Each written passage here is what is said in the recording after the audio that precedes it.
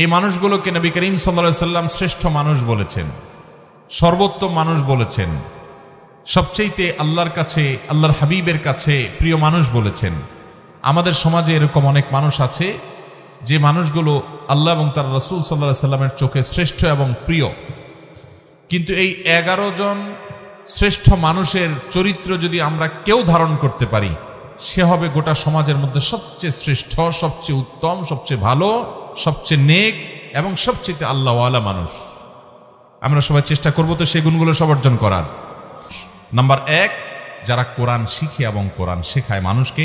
Number 2, যারা আখলাক এবং আচরণের দিক থেকে সবচেয়ে ভালো আচরণের অধিকারী, উত্তম আখলাকের অধিকারী। নাম্বার 3, যারা ঋণ নিলে মানুষের কাছ থেকে বাকি নিলে পরিশোধ করার সময় ভালো মানুষের পরিচয় দেয়, ওয়াদা রক্ষা করে, ঘুরায় না, গড়িমসি করে না। নাম্বার 4, যার দেখলেই, যার কথা চিন্তা করলেই, কল্পনা করলেই মানুষ তার কাছ থেকে ভালো কিছু আশা করে, তার কাছ থেকে কোনো ক্ষতি, অনিষ্ট, শত্রুতার আশা করে না, জানে লোকটা অমায়িক এবং ভালো মানুষ এরা। নাম্বার 5 এটা। নাম্বার 5, যারা তাদের পরিবারের কাছে, স্ত্রীর কাছে ভালো মানুষ, বউয়ের কাছে ভালো মানুষ। নাম্বার 6, যারা মানুষকে খাদ্য দেয়, সালাম দিলে সুন্দর করে সালামের রিপ্লাই দেয়, জবাব দেয়, শোনায়। নাম্বার 7, যারা নামাজে দাঁড়ানোর সময় আশপাশে মুসল্লিদের জন্য কাঁধটাকে নরম করে দেয়, তেড়ামি করে না, শক্ত হয় না, ফাঁকা জায়গা দিয়ে কেউ ঢুকতে চাইলে তার জন্য জায়গা করে দেয়, আন্তরিক হয়, এই মানুষগুলো। নাম্বার 8, যারা দীর্ঘ হায়াত পেয়েছে, আবার ভালো কাজ দিয়ে পুরো জীবনটাকে সজ্জিত করেছে, কাটিয়েছে। নাম্বার 9, যারা মানুষের উপকার সবচেয়ে বেশি করে, খুঁজে খুঁজে খুঁটে খুঁটে মানুষ উপকার করার ধান্দায় সারাদিন থাকে এরা। নাম্বার 10, যারা বন্ধু হিসাবে বন্ধুদের কাছে ভালো মানুষ হয়ে প্রতিষ্ঠিত, বন্ধুরা সবাই সাক্ষ্য দেয় যে ও ভালো মানুষ, এবং প্রতিবেশীরা সবাই বলে তার প্রতিবেশী হিসেবে সে ভালো মানুষ।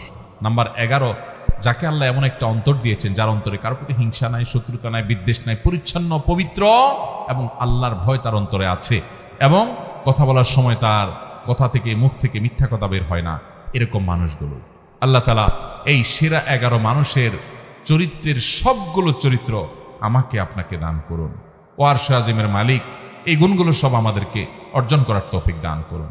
এই গুণগুলো যদি আপনি অর্জন করতে পারেন, আপনার সমাজের প্রতিটি মানুষ, মুসলিম তো বটে, অন্য ধর্মের মানুষও সাক্ষ্য দিতে বাধ্য হবে যে আপনি আপাদমস্তক একজন ফেরেশতার মতো মানুষ। আর মনে রাখবেন, আমাদের পূর্বপুরুষ সাহাবা ইকরাম রিদওয়ানুল্লাহি তাআলা আজমাইন, প্রিয় নবী সাল্লাল্লাহু আলাইহি সাল্লামের সোহবত এবং সান্নিধ্যে থেকে তারা এরকম ভালো মানুষ হয়েছেন যে তাদের আখলাক দেখে শত সহস্র বেঈমানরা ইসলামের পথে চলে আসছে। আমার নবী সাল্লাল্লাহু আলাইহি সাল্লামের এই উত্তম আচরণ দেখে সুমামা ইবনে উসালের মতো বন্দী কাফেরদের নেতা শুধুমাত্র আচরণ দেখে ইসলাম গ্রহণ করে ফেলেছে।